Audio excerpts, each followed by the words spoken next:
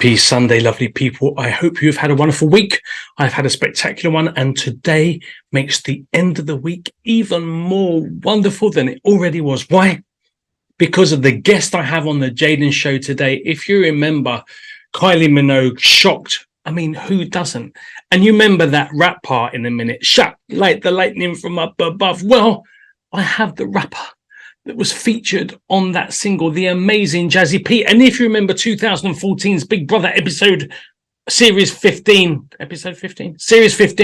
2014, Channel 5, and you remember one of the ladies in there, you'll also realise that it was my guest today. How amazing. A double whammy, not only for rapping lovers, for Kylie lovers, and for Big Brother lovers. This show is for everybody. I'm very excited to be sharing with you Jazzi P in not so long a time, but I think let's just watch a little bit of her in action now.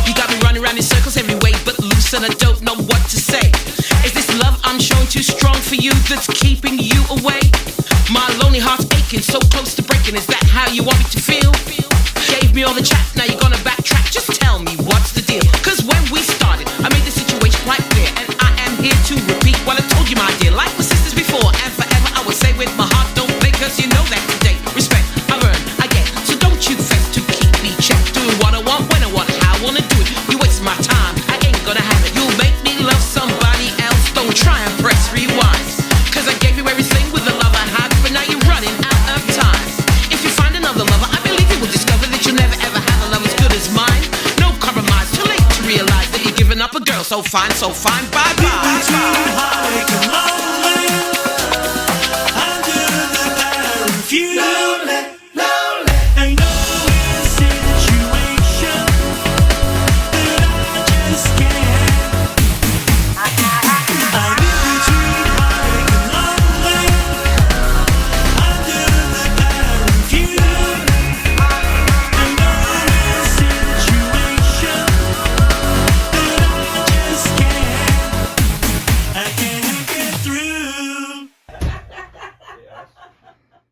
Let's go meet this week's super special, amazing guest, the wonderful Jazzi P, everybody.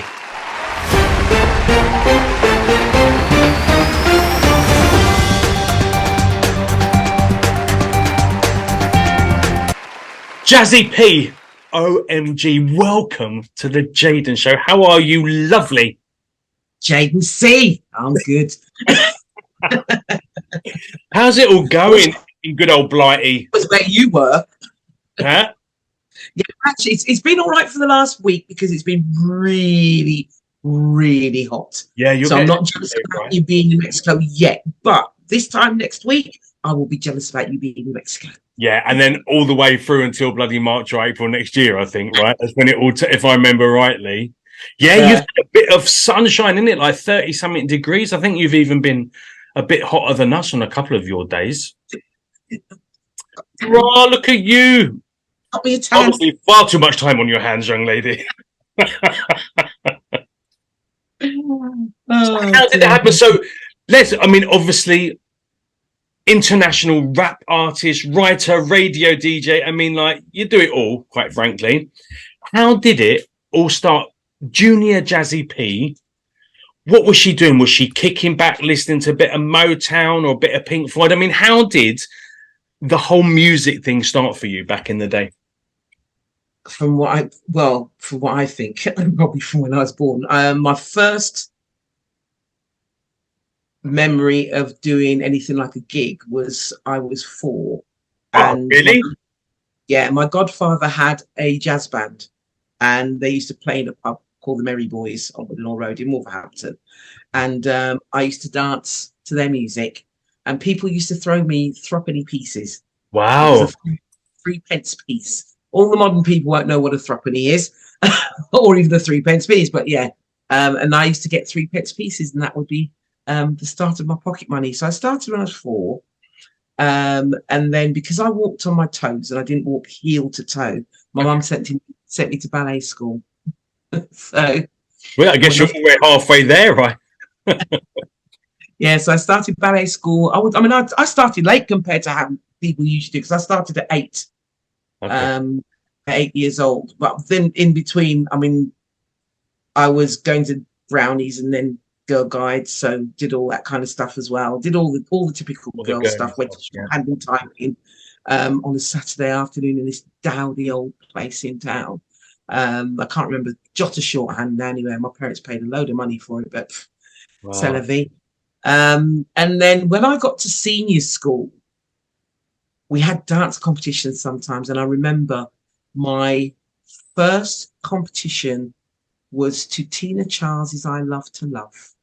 I love to love. Oh wow! My baby just left the dance, and I won the competition. Wow! Congrats! And then my second one at school was Dancing Queen. Oh, good bit of ABBA. And I know that was the year after we went to Bulgaria. So I would have been 15, 16 at the time. And I won that competition too. Right. Okay. During all of that time, when I was 11, I begged my mum and dad to let me go to the nightclub that they went to. Really? Because I just wanted to dance. All I wanted to do. Didn't want to do anything else. I wasn't interested in boys. Was you still doing ballet at this point, or had you been like, I've seen like a whole new style? No. I carried on ballet till elementary, until we started doing on point shoes. So the only reason I stopped doing ballet was because I moved to London to go to dance college when I was 16 and a half. Oh, okay. And that's the only reason why I stopped doing ballet there. But carried on doing ballet when I was at dance college. I mean, it was a bit tough on that one. So going back, I went nightclubbing from the age of 11. I made friends there. They were all older than me. By the time I was 14, I started off the Rising Star nightclub dance group. So I was the head of the dance group, and everybody was like 17, 18, 19. And used to go to all-dayers, all-nighters. I used to go clubbing all the time, everywhere, all around the country. Used to go to Derby, Nottingham, Leicester, Manchester, Stafford, Birmingham, everywhere. And I was lucky because, I mean, my parents knew it wasn't about going out sneaking and smoking and drinking, all that kind of stuff. It was just about dancing. And there was nowhere in like the 1970s for you to go aside from going to a dance school. That's all one of these private. Mine was the Vera Hildreth School of Dance, and I mean, she died when she was 88 years old, and I actually came full circle and ended up teaching in my old ballet teacher's place. Wow. Once when she was alive, and then again when she was dead. A friend of mine bought the building, and I was able to go out and teach there, which was quite nostalgic. So yeah, I've always been into performing arts all my life, from when I can remember. And then when the Sugar Hill Gang came out with hip hop, a hippie to the hip hop, you don't stop the rocket to the bed, man. We set up right.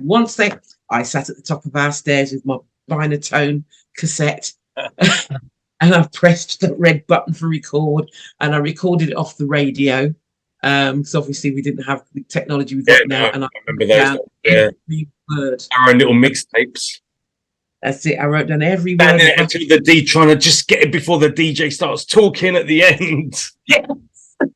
I used to hate that when the DJ kept talking. You don't want to hear the tunes. And I wrote out the whole of it, and I learned all of Rapper's Delight. I know most of it still. There's some parts I don't remember at all. There's some parts I remember totally clearly. And I just thought to myself, I'd love to do that. And then when I heard, because we used to go to the All Days, there's a band, what they called? They did the South Soul Orchestra. That's who they are. They did a lot of disco, and they did a track called Love Break. Two other groups have used the same rhythm, and there was some women on the end. Don't you love it? Don't you love it? Oh, I love it. Love it when you shake it. Hit it when you take it. Love it when you want to take a love break. Oh, and I thought, oh, I like that. I like that. I think that could be me. And then Tina Marie, we call her the White Queen of Soul, and she did a track called Square Biz, and she had a rap on the end, and I was like, oh, I like that. And I quite like this rap thing. And then when we used to go clubbing, in the reggae vibe, they used to have guys called toasters. This is before we came up with an MC. Okay. They used to be called toasters. Says, and I'm not to brag, and I'm not here to boast. But like hot butter on a breakfast toast, a bang a money bang. So it was that kind of. That's what we used to call a toaster. We used to do a dance called skanking, and then we also used to do something called chucky. So. And all these verbal things were going on. And I mean, like an idiot, I don't know what possessed me to take myself to Huey Green and Opportunity Knocks and think that I could sing. Did you do that? I did when I was 11. I would have seen you then because I was a Opportunity Knocks addict. Well, I don't know, because you're way younger than me. Oh, no, I might not have seen you. What year was it? If I was 11, that would have been in 1975. Oh, I might have done because I'm 73, boy. Born in 73. Yeah, but I recorded my very first song with my dad in 74. I was singing Knowing Me, Knowing You. We had the, like the old stereos that were these long bricks, and you had like the dials that used. My dad used to plug this really dodgy mic in one of the holes and say, right, this is Agneta from ABBA. Now you have to do exactly the same with your mic. So I learned how to sing. So I got a little tape in 1974 of me singing. So I probably would have been I was into music then, definitely. So I probably would have. I didn't get onto the main show, dear. Because I'm not a singer, am I? I sang, so I remember I sang Manhattan's Hurt. Do you know that? Maybe. Much more than you'll ever know. Bomb, bomb, bomb, hurt. Because I still love you so. And if anybody hurts me like no one else but you, I would never, never hurt. Don't you know that song? I don't know, but I'm enjoying you singing live on my show. God, no, I'm not. And that's to say, I'm not a singer. And because I even did the bomb, bomb, bomb bit. And obviously, I didn't get onto the show, which I don't. Huey's lost, sister. Yeah, no, and there was a song called Silver Shadow by Atlantic Star, and it goes Silver Shadow, and there's a line in it that goes, I dedicate myself. I'm gonna be the very best, and if my shadow's silver red, yeah, something about being a star anyway, and I felt. That was me. Okay. I thought the song was about me. As I said, it's a track called Silver Shadow. If you have a listen to the words, you'll see what I mean. If you're a young aspirer, that's the tune to listen to give you like hope that possibly something could happen. Yeah. So I always knew I was supposed to do something. I just didn't know what it was because I was quite chunky. So I knew I wasn't going to be a ballerina. That I knew. But did you enjoy ballet? Was it something? I loved it. Absolutely loved it. And I mean, I still teach it now. I teach baby ballet, and I'll teach up to grade 5. Okay. What I do find now is that when people are teaching ballet, they're not teaching the kids the French that goes with it. And I think that's really important that you do. So, I mean, I've had kids come up to me like, I do dance at such and such a place. I said, okay, pas de chat, grand battement. part of beret, and they're like, What? what are you talking about? See Yeah. what I mean about the menopause? Look at this. I'm gonna get me a towel. Hang on one sec. I'm dripping. That's great. That's normally me on an interview because it's 30-something degrees here. So I'm pleased. It's lovely to see. You should be wearing that sweat with pride, sister. That doesn't happen often in the UK. Yeah, but I've been the hot all day because I did a 3-hour radio show. Oh, bloody hell. And I was interviewing somebody on that, so did a lot of chatting. So I just kept feeling whoosh, whoosh, whoosh. And I mean, to be honest, it's fairly cool, but I'm still kind of hot. I'm not hot. I'm just hot. The ballet I absolutely loved. But what happened then? Because I went to a convent school. Okay. Taught by nuns and brothers, and I had a fair amount of hassle there because I was the only black student.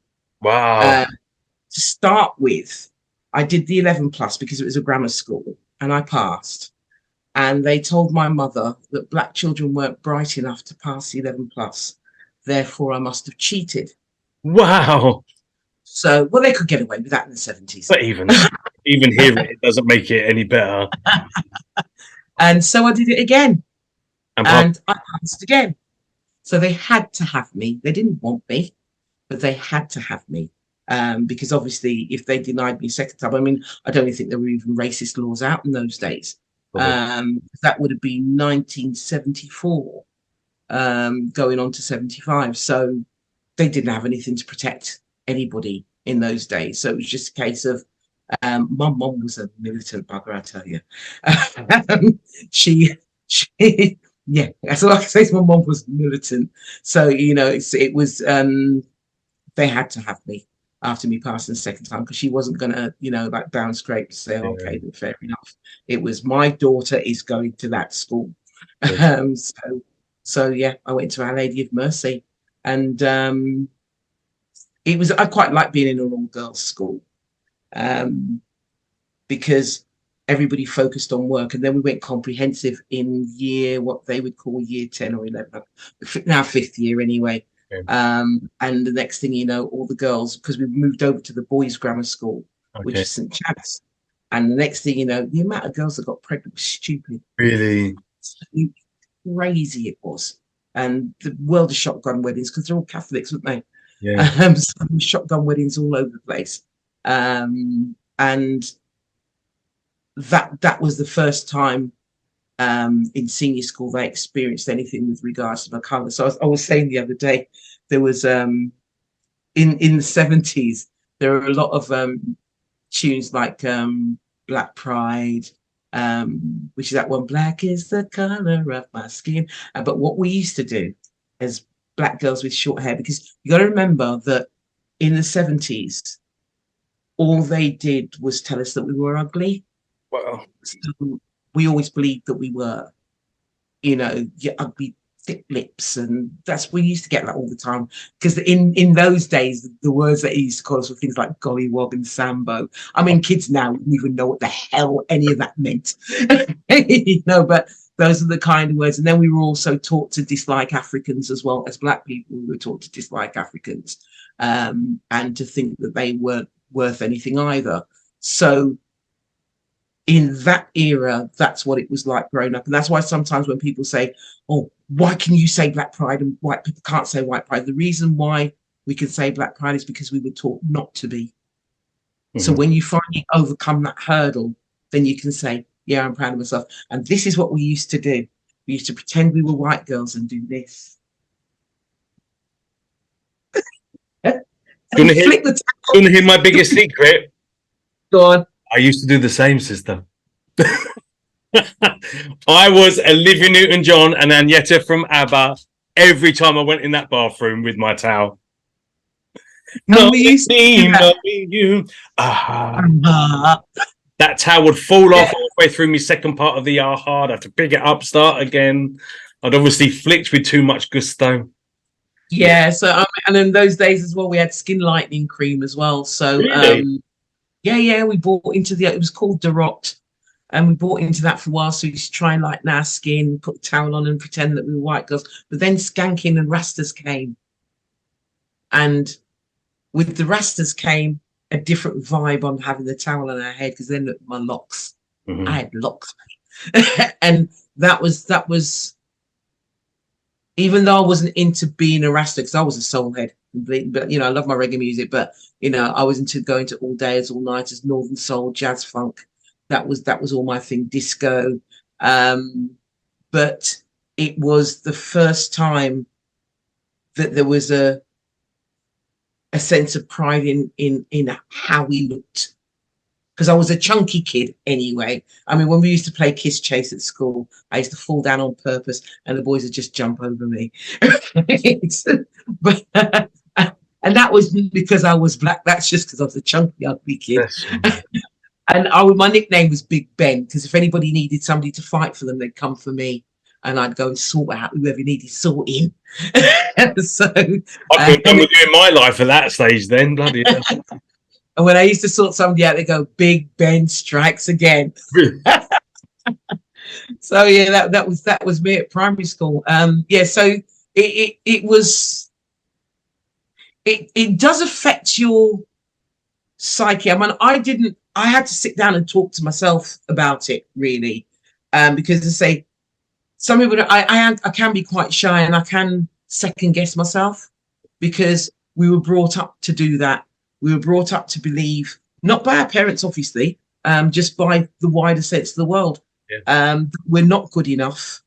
And the one thing that was always drummed into our heads was, when you do your exams, you've got to be 10 times better than the rest of the white kids.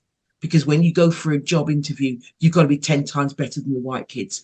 And the sad fact is true. I even had to repeat that mantra to my son, and he was born in the 90s. But it was growing up and doing that shit is pressurizing in itself. Without that, you have to be better than everyone else. Yeah, but that I mean, you see, the thing is, I know I shouldn't say it, but in my day, we were made a more sterner stuff than the kids now. Oh yeah, everybody's triggered by everything. We didn't have time to be triggered. We were too busy living life and doing what we needed to do. So, but that's something that within guarantee to you, every single black family from my era told their kids exactly the same thing. Always, always, always. Because it was a sad fact. I mean, it's only now I've been talking to my dad, because my dad's going to be 88 this year. And he's told me about some of the things that happened to him as a young man when he came to England. Because he came to England in 1960. Okay. So he's not a Windrush, came after them. So he's told me a few stories, and it's sad. It's sad. And I never saw because daddy's always been daddy. Mm-hmm. So you don't see your father as a man until you get to this age that I'm at now. And I see my dad as a man, because you don't see your parents as men and women in their own right. They're your parents. Yeah.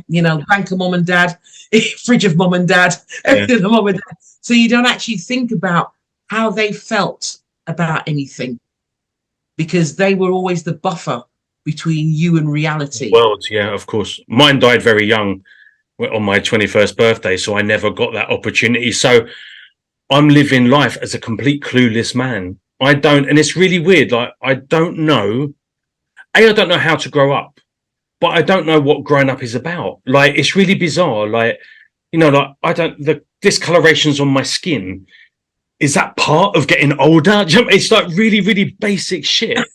I've never had that anyone close to that has ever been that. I've not seen anyone. My dad died before he got to 50, so I've not seen anyone change in the growing up bit. And my granddad was always old, so he already looked like that. But I'm noticing things about me that I've never had that kind of that example set for me, So I never got the chance to see my father as a man. He was always my old man, and he was always old, even though he's younger than what I am now.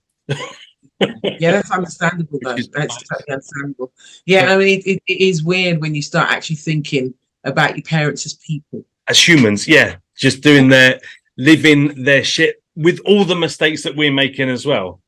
They were probably braver. They had, their different qualities and stuff like that, but they were still doing their best to understand this trip, doing their best to make the best decisions for the people that they were trying to help and advise and care about and love, their kids, their family, their friends. But actually, they had no fucking clue either.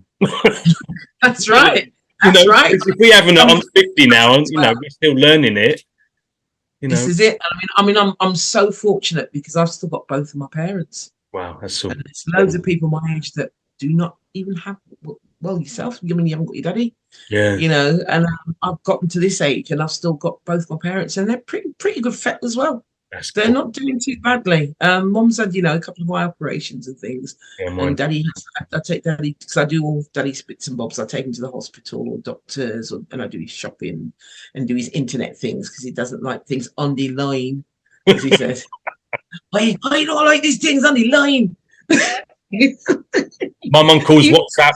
Well, I'll chat to you on that apps thing. It's WhatsApp, Mum. It's WhatsApp. Yeah, the apps. I'm checking. You laugh. Oh Lord, they make you laugh, man. Were they always support? I mean, like they pay for you to go ballet. What was their? What did they want for you? They obviously knew you loved dance, you loved to be an entertainer. What was their? I mean, my dad wanted me to work in a bank. I mean, my dad was an amazing singer and musician, but he just wanted me to get a normal job. How did your family? How did they support your art and your craft and your passion? But also, especially back in that day, in the 70s. You weren't going to be famous. I weren't going to be famous. So how was they supportive of your passion, but also preparing you for the real world as well? Well, anything I wanted to do, we'd talk about it and we'd work out whether or not it was sensible. Okay.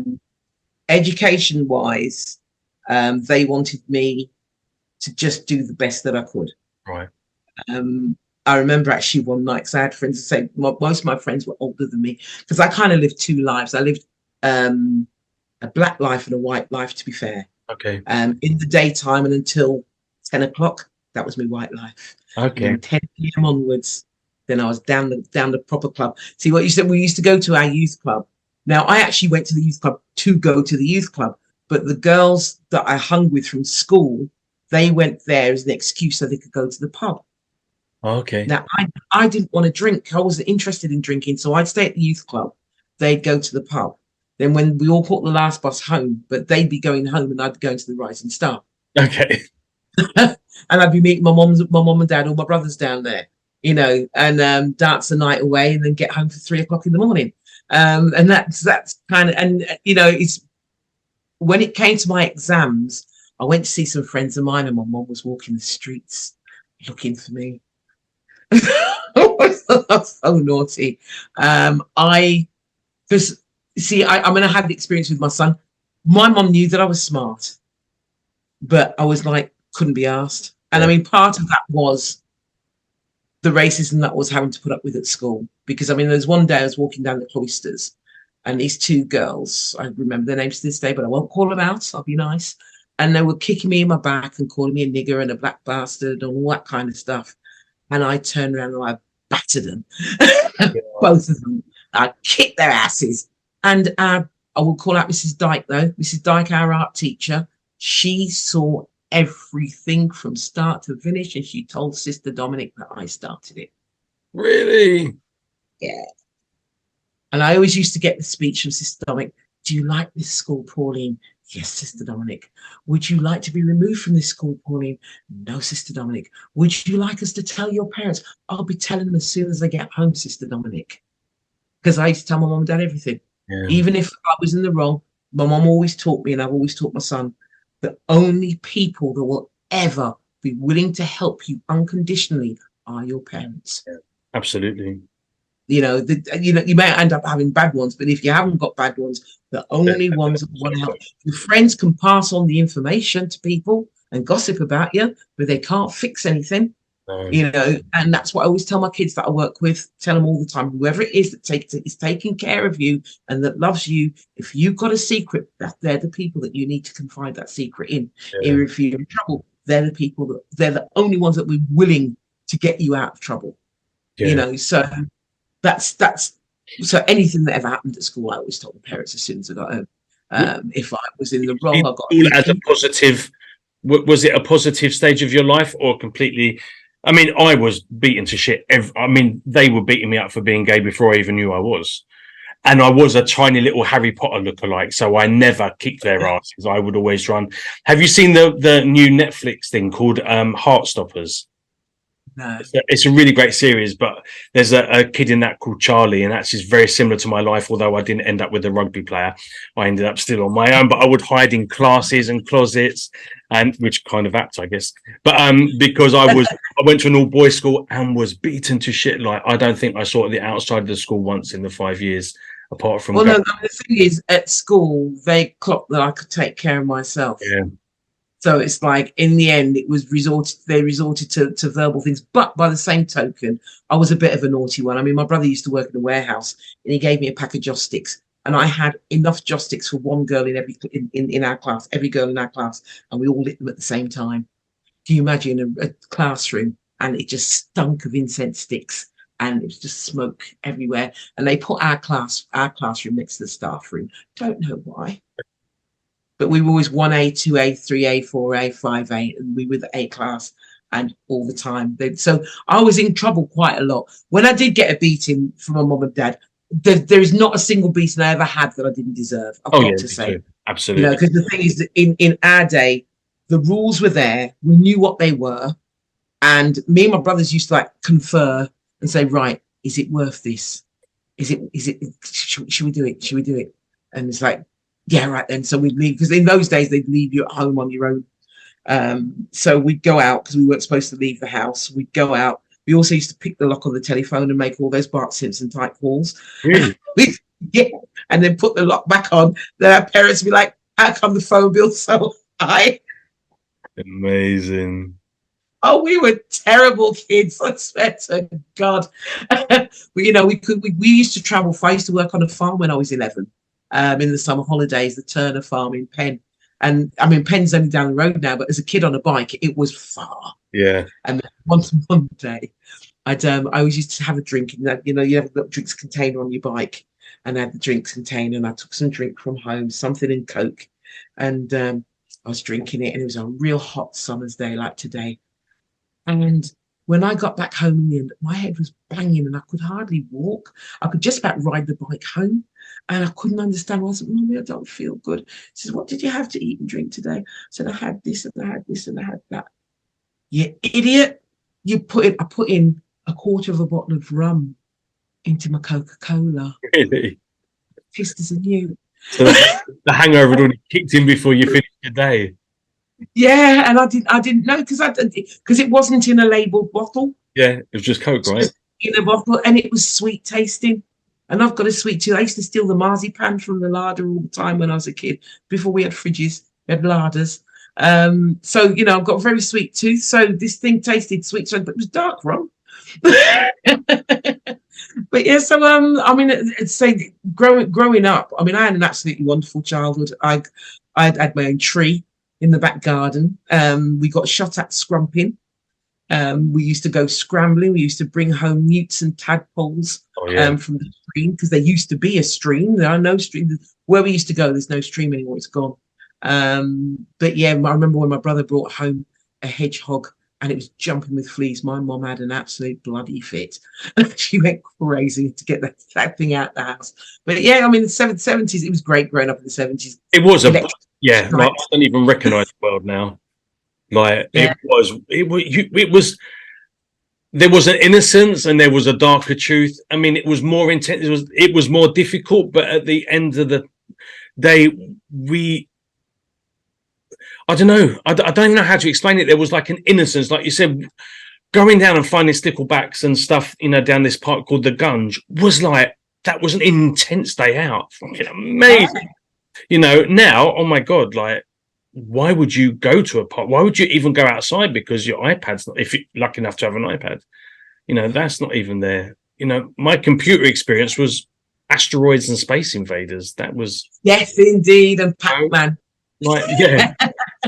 I'm surprised I can even make the Jaden show. I'm such a technophobe. It's unbelievable.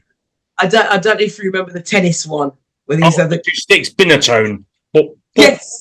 Yeah, absolutely. And that was the first computer. Yeah, we had that. I mean, one of my brothers was a computer freak, so he had the Commodore, he had the Spectrum. Okay. And the way that I got into computers actually is because my ex-husband, so I married my first ever boyfriend, but we divorced very quickly after that. Mhm. But he's all right. We get on. And he was doing computer sciences for his degree, and I taught myself how to use a computer so that I could do his dissertation. I Okay. didn't write. I just, he dictated it and left me paperwork and stuff, and I Yeah. typed it out because I'd done that shorthand and typing earlier as a child, so Yeah. it sort of came in handy there. But then it made me curious about computers. I'm a bit of a geek. I've got about 6 computers in total. Oh, okay. Yeah, and so when it came to doing a radio station, it's like I was on somebody else's radio station, and I said, well, I want to do interviews with people, and they were like, no, we don't want interviews, we just want music. And I thought, okay, start me out. And that's basically what I did, was started my own radio station. And when did that start?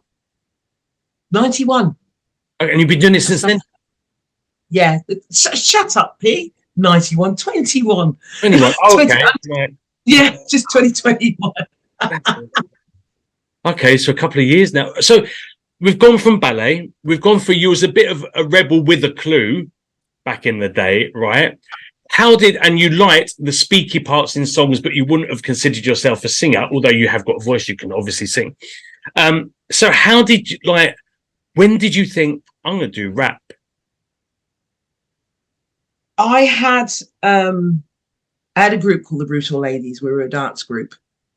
I think I was 16. No, it was earlier than 16. Because I'm trying to remember when I came back to Wolverhampton, because I left in 81 to go to dance college. I came back 84 and back again 86 and then back again 88. And during that time and in between, I'd started a dance group. So we used to go and perform around the country, and we went off to Ireland to do a show and that kind of stuff. And then somebody said to me, P, why don't you write a rap to go with all your dancing? Because we used to dress for the guys. Yeah. But we were called the Brutal Ladies. So, fishnet tights and all that kind of stuff, and basques. So I wrote a rap, and there were 5 of us in the group. So I wrote a rap for all 5 of us. Each person had their own. So one goes like, my name is Shira. I want you all to know I'm the sweetest and meanest of the Brutal Ladies. So each rap was a descriptor of each person in the group. And we did this for a couple of years. But what I found is I was getting the gigs. I was doing the driving. I was writing the lyrics. I was finding the tunes for us to perform to. And it was just all me and all the girls. And we'd get paid to do these gigs. But it was all your work. And I was splitting the money equally. And I was the driver.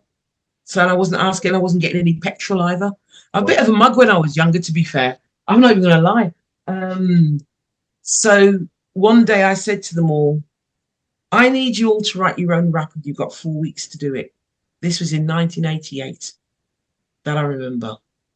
So it was just before my wedding.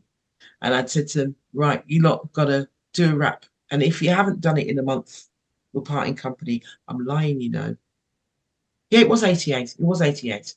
So my first track was 89. So and they didn't do it. I mean, whether or not, because one girl's a singer, and she's a very good singer, but she's not pushed it to go anywhere really. She just likes to sing, and she's made a few records and stuff, but she hasn't pushed. And her choice, she hasn't pushed it too far. And there was just me. And we used to actually, it was a funny thing how things go in reverse, because we used to rehearse with a band called Street Life Fantasy. So you had 5 rapping girls that used to use a live band. And it's like, it would be 6 years later that rap groups started using live bands. Wow. And we actually switched from live band to a DJ. So we found us a DJ, changed his name because his name was rubbish. Changed his name, and he joined us. And then that's when I'd said to the girls, look, we've got a DJ now. We need to fix up. and they didn't. So then it ended up as just me and my DJ, and we started going to DMC, the Disco Mix Championships, and in '88 and '89, I entered the rap championships because what we was really going for was my DJ was entering the scratch mix competitions, Okay. but they also had a rap one as well. So just from a suggestion of somebody saying, "Hey Pete, why don't you write a rap?" I actually did, and then I thought, I like this. I like doing this. I did like doing Rapper's Delight. Okay. I said, I like doing this, definitely, and I think this is what I want to do, because when I went to dance college, obviously I was too fat to be a ballerina. I mean, they'd never say that to you now, but they did in those days. They said to me, "You're very good at jazz." And I'd never officially done jazz before, but I took to it like a duck to water. But in the end, I decided that I wanted to teach dance. And so I'd spent time at a place called Celtec. I was telling you earlier, was that one of the things that my headmistress did at school was she did a reference, but she said I was a non-conformist.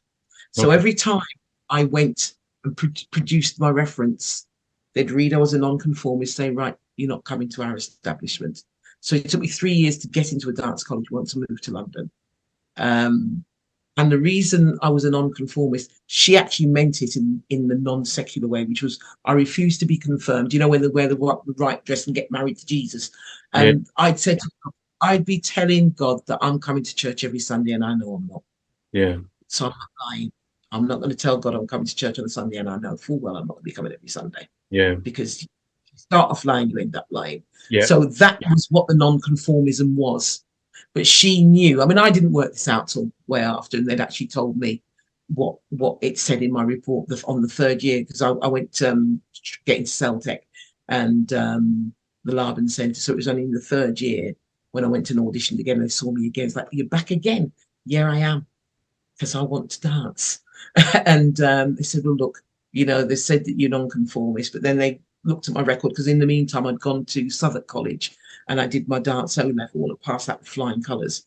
And because of my teacher, Anne Muddyman, at the time, they got a really good reference from her. And they realised then that maybe things weren't quite right with the reference that I got from school, because Sister Dominic hated my guts. And so did Brother Lucas. He was dying to cane me. But I told him, I said, "You put one hand on me and my mother will be here." And he was scared of my mum. Really? So he thought twice. And the reason he was scared of my mum is because she's educated. Right. That's one thing that will scare somebody within authority in an institution, if they understand that the person that they're coming for has got a brain. If they believe that you've got no sense, they will come for you like crazy. But otherwise, they'll stop and think about it if you've got anything about you. My mum, don't mess with my mum. Yeah, she did. She did. I mean, she ended up going from, she came here when she was 16, and she was an auxiliary nurse. She was telling me actually that when they chopped off her leg, she used to have to hold the bucket when they did amputations. Yeah, but then she ended up being a university lecturer, a nurse, all sorts, running her own cafe, building it as well. Wow. So things changed a lot for my mum. But she was very fiercely protective of me through my school days, without a shadow of a doubt. I mean, she always has been, but she made sure that, because I would sometimes literally come home I didn't know in those days it was called depression. Because you don't. Yeah. But yeah, I used to be quite depressed. So she bought me quite a few books. There's a book called 100 Amazing True Facts About the Negro. She introduced me to Alice Walker, to Toni Morrison, Maya Angelou, Go Tell It on the Mountain, the man that wrote Go Tell It on the Mountain. And all of a sudden I've forgotten his name. But she gave me a lot of books about Black people doing stuff. Okay. Doing positive stuff. Yeah, but certainly, yet again, that was another buzzword that didn't exist in those days. But Mommy knew that she had to get me out my doldrums. So what I ended up doing with school is skiving a lot to go to dance classes in Birmingham. Yeah, I did do, because when I left school, I only left with my GCSE. No, it wasn't a GCSE. It was a CSE in metalwork. Oh, okay. Yeah, obviously my English. I was a tomboy, and I obviously left with my English and my maths. All that was all right.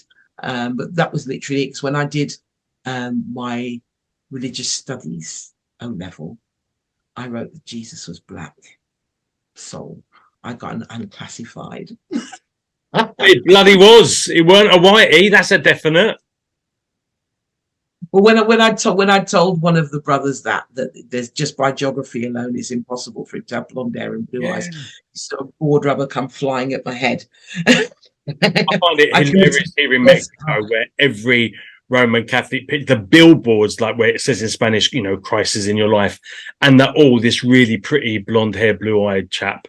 Favorite heart. Boy, it's fine. I can't deny it, but that ain't your Jesus. I'm really sorry. That's the image that we were brought up with as well, you know. And to question it was to want to lose your life in those days. Now we're having to question everything we were brought up on because there was so much stuff that wasn't relevant and true, and you know, and hidden. You know, lots of stuff's been hidden. So you know, it's. But as I say, we were made as pretty stern stuff. So at the end of the day, it's like you learn and you move on. You know, you didn't, as they say in these days, you didn't get in your feelings. Yeah. You know, it's like brush it off. Let's keep it moving. Yeah, absolutely. You know? And I think that's why it's been such a shock to a lot of people when people have started now saying, "Well, they've done this because I was black. They've done this because I was black." Because we our generation just didn't talk about it. Right. We shut our mouths and we never said anything. So it just seems to people as though people have suddenly jumped on a bandwagon, but it's not that. It's just that it's come to a time where people are more open about how they feel about stuff. So they'll say instead of keeping it in, because they also say if you keep it in, you'll have mental health issues. And, you know, that's another trigger for people. So, you know, it's changed in that way a long time. But I think political correctness has gone a bit too far. I mean, I do tell my dad that we're not coloured because that coloured guy. No, Daddy, we're not rainbows. We're not black either, but you know, it's the easiest descriptor. And I don't mind being described as black. And it's amazing how many white people still feel uncomfortable. And I've been asked, "Do you mind if I call you black?" It's like, really? No. I can't. My dad's sister was adopted and she was black. Well, she was mixed race, but back in the day, it was half caste.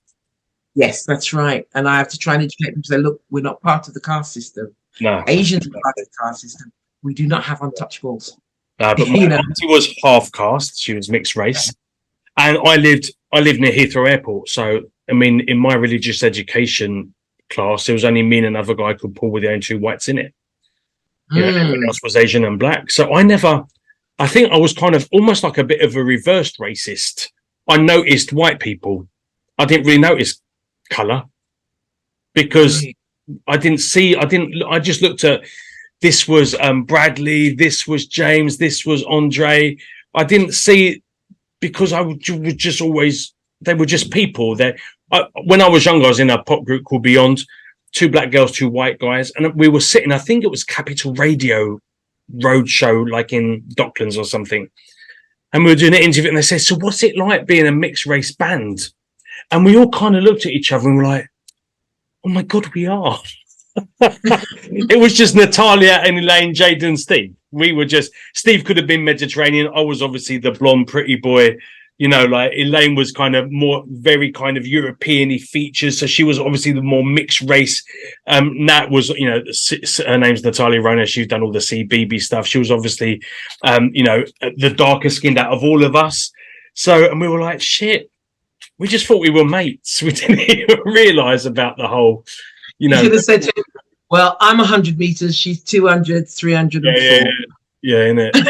They're the races that we run. What are you saying? Funny, even in the 90s, we were told we would never make it unless we bring another white person into the group because black people don't sell magazines. And we were like, well, tell that to Diana Ross and Whitney and Luther and Yeah, but that's America, really. I mean, that's what they're like here. I mean, I remember when I was signed to A&M Records, and I went into the publicity room where they made all the posters and everything, and I saw them whitening my face. I'm like, "What are you doing?" He says, "Oh, well, it won't sell if your skin's too dark." And that was 1990. Yeah, see, I was mid to, and they would say, "You need to sound blacker, Jaden, when you sing." But I'm a little white boy, but you need to sound blacker. And I had no idea what they were talking about, like no idea what they were talking about. But the only person that I really, really loved, who had a bit of it, was Toni Braxton. And she had a bit of a growl. She didn't have like a singy voice. She went like, "Who do you think I am? Don't you know that you were my man?" She had a bit of a clipped vocal. And so I sung this song called "Gotta Let Go." I think it was written by the guy from D-Ream or something like that. And I turned up at the guy's house that was going to record it. And he went, "Oh, I thought it was going to be a black lad." And I was like, "Well, no." He goes, "Mate, your vocal don't suit how you look." I'm like, "Oh my God, what do you want from me?" Like, you know, I'm a short, skinny, not a very good singer, but I can hold a tune in a bucket. You know, I'm like, it was just the bizarrest times. Black don't sell, but you've got to be blacker as a white boy. Yeah. God forbid you're gay on top of that shit. It's amazing that the pursuit of money can make people have these stupid rules. It was so I've found, you know, going back to when I said that I think I was reverse racist because I noticed white before I noticed any other color of skin, because I wasn't in an environment where that was very common for a start. And being in the music, it's kind of, you know, like, I just think, you know, being a white gay man in my 50s now, that I've kind of noticed, I think when we kind of continuously put emphasis on that which makes us different, we never look at that which makes us the same. And we are one race, the human race, and we're all brothers and sisters within that. And, you know, and I understand being a gay guy that was beaten to shit for most of my bloody life because of that, whether I knew it or not, you know, that it's important to be proud of who we are. But I've just been proud of being Jaden and all the complexities that Jaden has in his life, you know. And my best mates will be, I have a best mate that was 17, a best mate that was 83, a best mate that was Mexican, a best mate that was black. You know, they were just my mates. I never saw any. They were just the people that resonated with me. And I just think it gets to a stage where, like you said, it's almost gone a little bit batshit crazy with, you know, the things that you can and can't do, because we just need to realize that we're just one family and we need to bloody get on and we need to support each other and love each other. Otherwise, none of us are coming out of this unscathed, to be fair, you know. It's crazy. Do you find things are changing now in more positive ways, or do you think almost we're kind of just reversing the racism and discrimination technique? We're just changing it up a bit. See, the thing is that when you... The biggest problem I think that we have, and I'm only going to talk for the UK because the United States is just mad. Yeah. Mad out there. Yeah. Is unconscious bias. Mm-hmm. Yet again, it's a buzz phrase, but one that's true. For instance, if you're a black woman, as far as people, this is from black people too, it's we've got an attitude. Now, I've seen it from us. It's happened to me within my work life and within the media life, where I can raise my voice and I'm deemed as aggressive, but a white woman can raise a voice and she's deemed as expressive. Wow. Okay. I see that. Yeah, I see that. And the best example I could show you that other people would relate to is when I was in the Big Brother house, without a shadow of a doubt. There was a young lady in there that I gave a pass to the final because she told me something, and that she said to me that if she were to win, she'd work with young people, and I'm a sucker for kids. Okay. So I gave her the pass to the final based on what she'd said to me. Bloody lie, but there you go. You live and you learn, don't you? And she had the foulest mouth. Yes, I dropped the F-bomb from time to time, but I had to let them all know in there, do not say the C word around me because I cannot abide it. Mm-hmm. And they were very good and they didn't. But what I didn't know was that this one person that I picked to be nominated every week for eviction, they were calling her a slug. So when I came out, I didn't know, when I came out of the Big Brother house, there's somebody dressed as a slug, and I thought, oh my God, they think I'm a slug, because I thought they meant me. So when I get to talk to Emma, she's just on me, thinking that I've been leading everybody in disliking this one particular person. Now, like an idiot, I thought that they'd showed mine and her first interaction. And our first interaction was, she came into the house a few days after we'd started. She was like the second phase. Mm-hmm. And she came up to me and said, I don't like the way that you're so popular, because everywhere I go, I'm top dog and leader of the pack. Wow. Okay. And I said to her, darling, I'm no dog and I'm no wolf. So you go right ahead and do whatever it is you want to do. And what I found with her is she was very lazy, even though she was a 33-year-old big ass woman.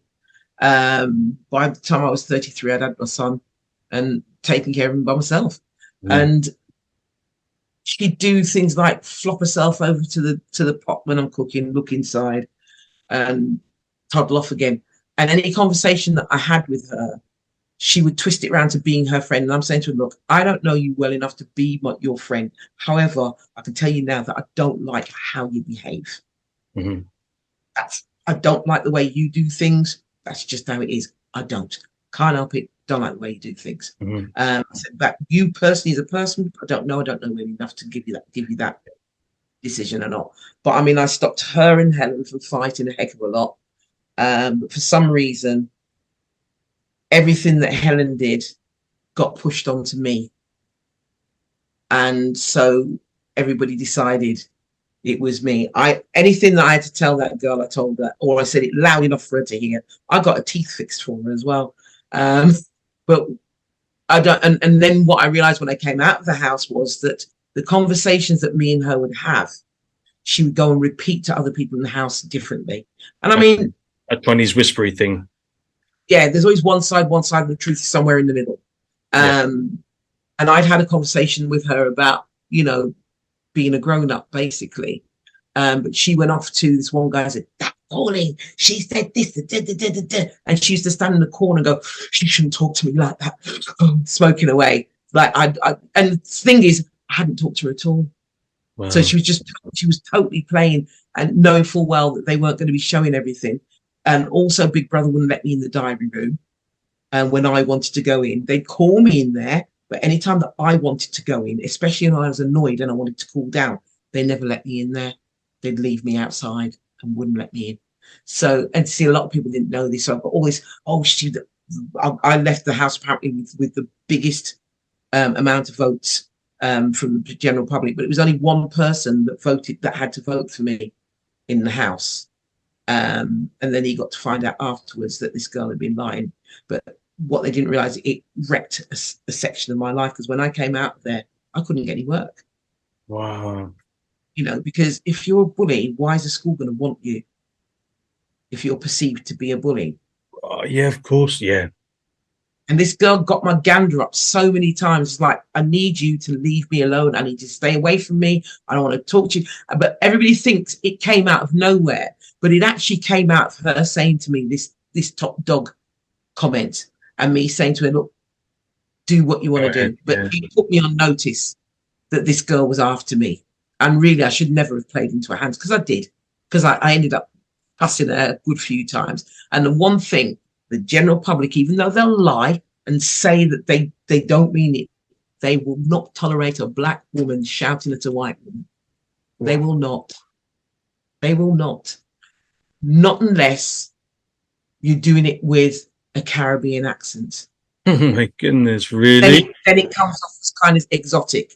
Because apparently, because I called her a recidivist, And apparently a lot of people didn't know what a recidivist was. So apparently they were that word was trending. Everybody was running to a dictionary to find out what the definition of a repeat offender was. And that was her. She was a repeat offender. She did the same thing over and over again. And everybody in that house was young enough to be my child. Absolutely everybody. There was nobody my age. What made you do it? Did you? I was an avid Big Brother fan. Oh, I okay. watched every single one. And I watched the first episodes and then I couldn't watch it again because it was just, I could see people being set up, and it used to, I can cope with many things, but I can't cope with unfairness. And that's one of my biggest things. And I could see so many people being set up. I couldn't watch it because I'd end up in like some autistic kind of breakdown by the end of the show. I don't know why I was so naive, but I had a summer off. I wasn't teaching. So I thought, I'm going to give it a go. Yeah. And they had me. I mean, I'll be honest with you. I wanted to enter the celebrity one because I've seen some people in the celebrity Big Brother that have got not even half the credentials that I have. Right. But they had, well, I know now what their reasons were, because they wanted to build me up and bring me down. Because if you saw the VT, you'd think I was bloody Superwoman that they'd done of me, all collection of bits and bobs. Not quite the same as that, because I never got that far, but they pretty much done the same for me for Britain's Got Talent. They scouted me, told me I was straight, changed my song 2 minutes before I literally, as I was on stage doing it, within 3 seconds, Amanda was telling me I was the most boring and worst singer she's ever had on the show. And then, you know, and they had all the clips of my pop group. I was there for hours interviewing. Oh, they used me to interview other contestants. And then they hid my bag for me for 3 hours after I failed the show, whatever they called, because they wouldn't let me go home because I still had to go and do shitloads more filming. So I was thinking, and I'm really super sensitive. Like I don't like any stuff like that. Even now my anxieties are rising. And then I was just like, they're going to I couldn't sing, not because I didn't want to, but they just broke every single part of my joy of being who I was and doing what I've done. And when Alicia Dixon, she shouted at me, she banged the desk and goes, if you think you can do it, and if you think you're good, why are you not standing up for yourself? Why are you not defending yourself? I said, because I don't need to prove who I am to any of you. I was like, I'm just me, and I might not be having, you know, I don't have a mansion and a swimming pool, but I'm going all over the world singing. I'm liked by a lot of people, excluding my mother. Maybe she thinks I sound, you know, a bit, she don't like classical music, but you know, but I don't need your acceptance. I'm just doing what I'm doing. And you invited me here. I didn't apply. And everyone's like, oh my God, you know, it was like all this.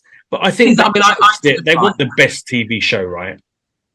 Yeah, I mean, I did apply, but as I say, I didn't really apply as Jazzi P either. I didn't really tell them that much about myself. What you're doing. As chatty as, because I could talk for hours, but as chatty as I am, I tend not to really talk about myself. And I find that there's certain things I just take for granted and move on. I've done it, move on. Yeah.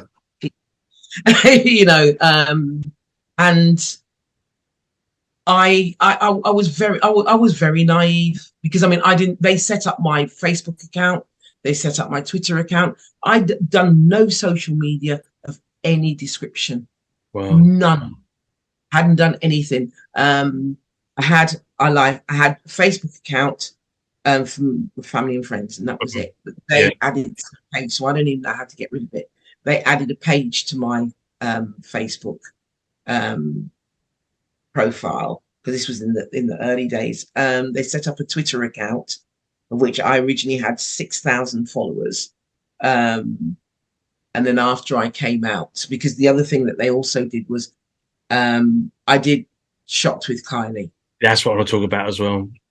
And when we were on tour, I'd said to her, because don't forget, I'm a girl that's into hip hop. I've been on all days, all nighters. I'm into black music, long and short. And I'd said to her, you know something, I always thought that your stuff was SHIT. But after being on tour with you and watching how you roll, that I'd pay money to go and see you any day. Wow, she's a good girl. On it. Yes, she is. And I've got to be honest, that was I'm Kylie, right? So I'm all about the poppy music. but you are the only person that I was with that in the mirror going, shut lightning from up above down from the heavens and he gave me love. And the man I've who been told it's being used as wedding vows, really which humbled me greatly. Yeah. A shame I don't know the rights to the lyrics though. Yeah, you know. I had bad management at the time, so they made me sign away my lyrics because I did write them. And they're not. It's not always. I don't always get my credits, which I'm supposed to. But you know, such is life. But yeah, I'd done that, and what they did was they put out that I'd said that Kylie was shit and left it there. Wow. So then everybody's hating me because I've said Kylie shit. No, that's not what I said. Not what I said. And so that compounded with, then there was a guy in the house, Christopher, the Irish dude. He had this really horrible pussy sore on his hand, and he cooked food without washing his hands and touched the food, and I wasn't going to eat it. Yeah. And I got accused of trying to take over the kitchen so that I you know, stay in the house. No, what I did, and sorry guys for saying this, but I sat back and I watched for 24 hours. Remember that I'm old enough to be everybody's mum. So I sat back and watched for 24 hours and I watched the hygiene situation. And I said to myself, if I let these beggars cook for me, I'm going to dead. I'm getting out this house. And plus, I don't eat red meat. So I wouldn't want to be buying beef and mutton and lamb and kind of stuff. I don't drink tea, don't drink coffee. That was another one because they kept asking me if I want a cup of tea, and I don't drink it. I don't drink. How many times I've got to tell these people that I don't drink tea and I don't drink coffee? So they made a meme of that as well. You know, they did everything they could. Channel 5 did to make me look bad. You know, people will say, if you said it, you said it.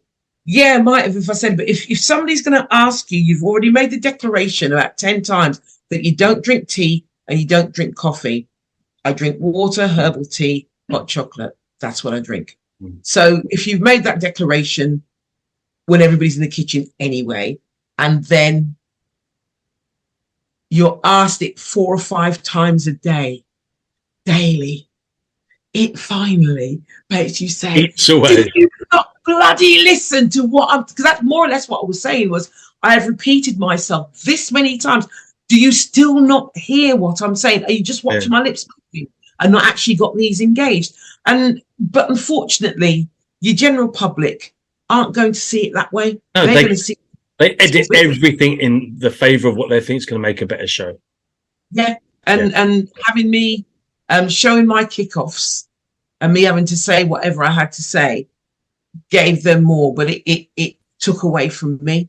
I mean, as I say, the thing is, yeah, because Emma was like, and you don't regret anything you said? No, I don't. And I don't still to this day. The only thing I regret is giving Helen the pass to the final. Wow. That's the only, because I was the first ever powerhouse mate the Big Brother ever had. And that was my biggest mistake. I wish I'd given it, or rather, I wish I'd talked to Stephen earlier, because he definitely would have had the final, the pass to the final as one of my housemates, and he's lovely. And I would have been totally happy. I mean, even to spite me, she took practically everybody else in the cast. She took them on holiday with them to Ibiza, but not me. Can you imagine? I gave her the pass to the final. I got a thank you out of her. You know what I mean? Are you in touch with any of them now? Are you still in touch with some of them? Just two. Just two. And one of them, funny enough, in fact, I've talked to one of them today, texting them, phoning and messaging. Bianca, I met her at the rap party because she was in after I was evicted, and she's lovely. And yeah, I'm still in touch with Stephen sometimes as well. So, but just two. Some took it to heart that I was still friends with Helen, but that's because she never showed me her real side.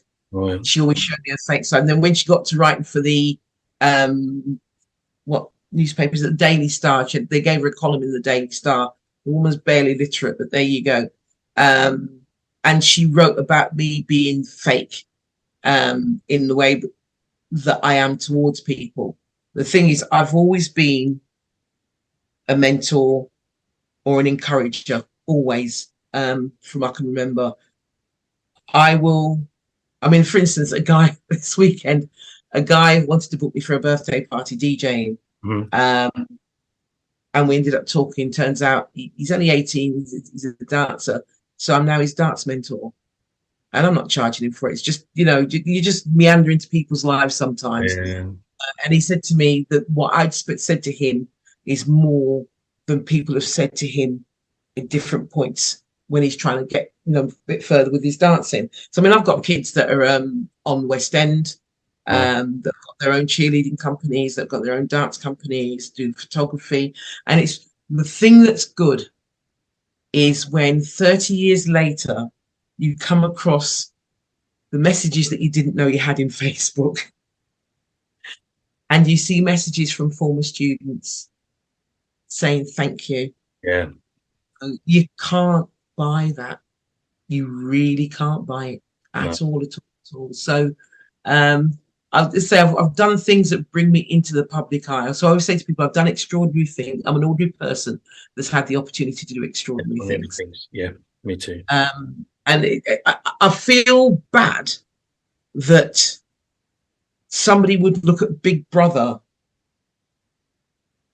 and classify you as a star from being in Big Brother. Because when you're in Big Brother, there is no talent required. And I think it's a poor judgment. It's a lack of judgment on people to look at somebody in a program like that and then think that they're a star. When not even that, if they just think that they're a star, but actually even any judgments on your character or the person you are by someone being in not just a completely alien situation, but also in an alien situation that is recorded and edited to fuck. Yeah. Like I said, with that, like how I came across on my Britain's Got Talent was complete. Like my answer to Simon Cowell was actually my answer to Alicia Dixon. So they put, so they construed all these, and naturally they could have made me look a lot worse than what it was. I was dreading it. But the whole thing is so how can anyone judge you? They will only judge you on what that TV show portrays of you, which is not a genuine judge of anything, really. And that's why, you see, the one thing I say to Vanessa Phelps, I got no sympathy for you, bitch. None whatsoever. Everything that she's going through at the moment, you're going to sit down on a tube in a big pink ball gown because you can't afford I think when I was on Big Brother, she slated my motherhood. She said, how you're her and Denise Welch. And I caught up with Denise Welch at Euston Station, and I told her about herself as well. I said, you stand there casting judgment on people being people's parenting skills, and said, you don't know how much damage that you could have done between me and my son and other people. Somebody called my son to their car after Big Brother and threw something in his face. Really? Yeah. Wow. And luckily it wasn't acid. But, people, I didn't realize how people can take some of these things to heart that have nothing to do. No, we're a really mixed up race, to be fair, as humans. What we believe and what we take, like the people that are, it's even like in soap operas, the people that play a dodgy character in a soap opera will get beatings and hate mail, because of the character they play. It's like, wow. And this is the other problem I have with Big Brother, because I thought Big Brother was going to be like how it was on Channel 4. Channel 4 was more or less realistic. Yeah. It wasn't construed in the way that they messed with it with Channel 5. And they didn't, they'll write all these headlines. They wrote headlines about me coming out with security guards. Well, if an 18-year-old girl is a security guard, fair enough.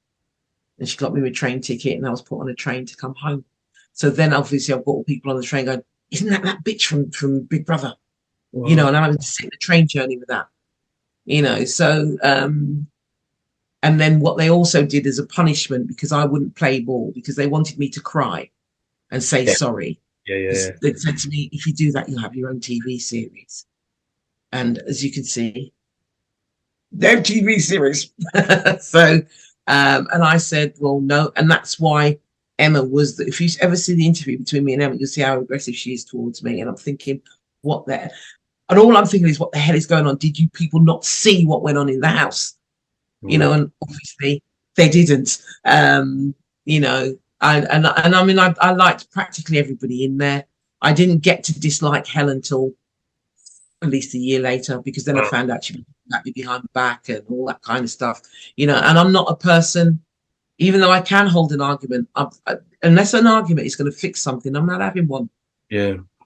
I'm not raising my voice on somebody that doesn't matter. No. Well, you don't pay my bills. You don't take me on a holiday to Ibiza with you, even though you took everybody else. You know, so at the end of the day, I wasn't going to have, and it's the same with the girl that claimed I was bullying her. She did send me a message once saying, you need to stop talking about me now. No, I ain't stopping talking about you, bitch, because you stopped me from getting work. That's what you don't understand, you know, because I mean, and this is the things, like, I'm not going to lie about you. If you've done something, I'm going to say you've done something. Yeah. But by the same token, if you do something good, I'm going to say you did something good. Yeah, absolutely. Keep it real. Completely. Yeah, totally. Yeah. And people don't like the truth. People don't like you calling people out. I mean, I get that in certain areas as well. But then you lose a lot of friends if you're truthful to them. Yeah, and they don't understand that you should never look at something just straight ahead. There's something there, and there's something in between. And there's something it's come from. Yeah. And there's always going to be reasons why things happen.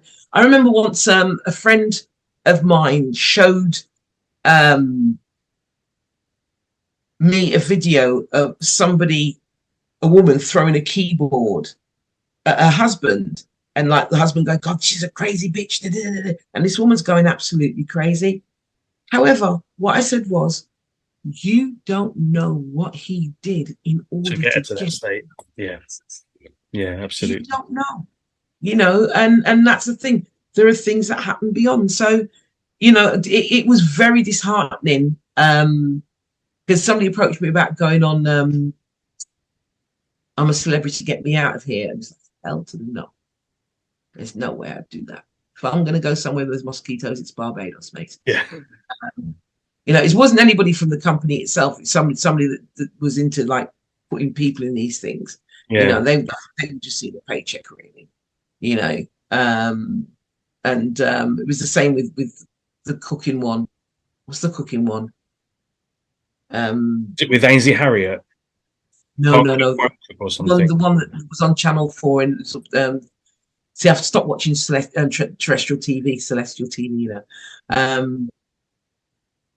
The one where those blokes are always sarcastic and they cook a dinner and they try and win the money for the dinner. Oh, yes, I do know what you mean. Come dine with me. Come dine with me, yeah.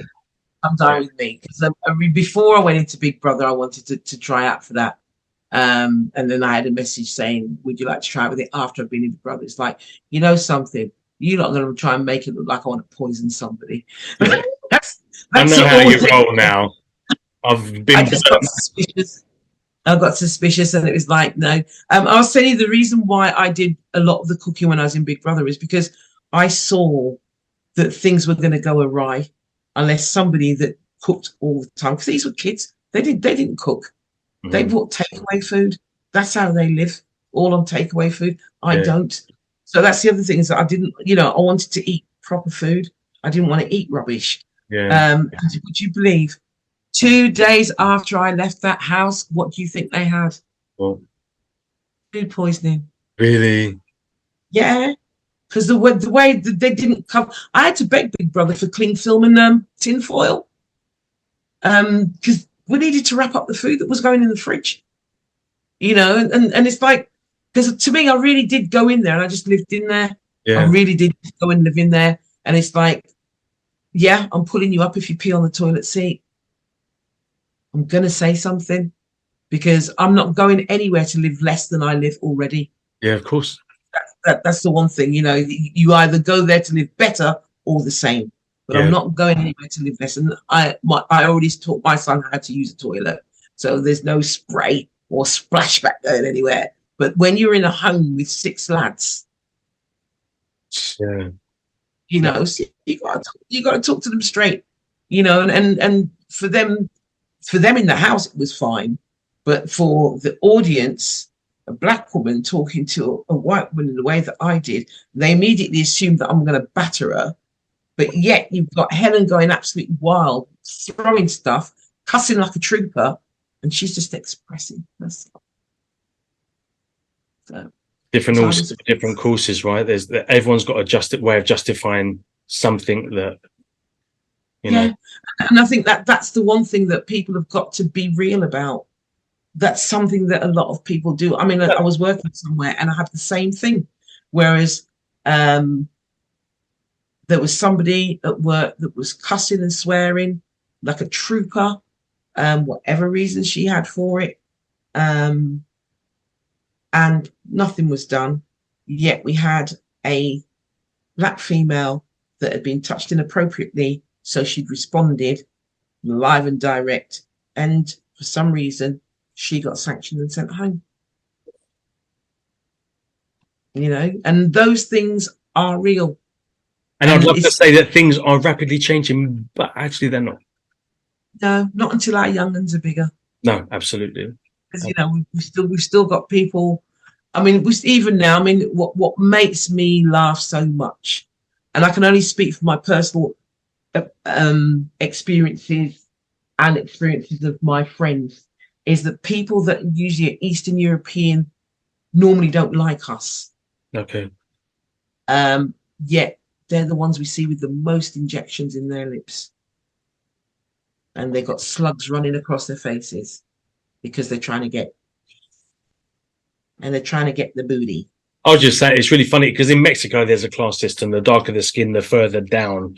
So you go through, you're in a particular town or city where you don't see many white people at all. Yet all the advertisements are white people in the advertisements because and Jesus is white.